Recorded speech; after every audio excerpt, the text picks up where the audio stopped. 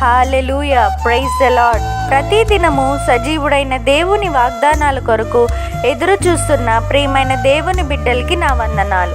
ఈ దినము పరిశుద్ధమైన దేవుడు జీవ గ్రంథంలో నుండి మన కొరకు ఇచ్చిన వాగ్దానం కొరింథీయులకు రాసిన మొదటి పత్రిక 1వ అధ్యాయం 30-31 వచనాలు.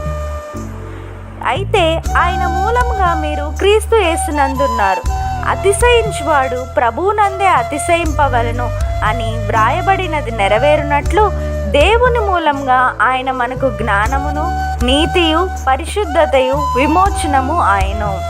Amen. Verse of the day, 1 Corinthians chapter 1 verse 30 and 31. It is because of him that you are in Christ Jesus, who has become for us wisdom from God, that is our righteousness, holiness and redemption. Therefore, as it is written, let the one who boast in the Lord. Amen. దేవుడైన యెహోవా నిశ్చయముగా నిన్ను ఆశీర్వదించునుగాక. ఈ వాగ్దానం విన్న మీ అందరికీ దేవుని కృప ఎల్లప్పుడూ తోడైండునుగాక.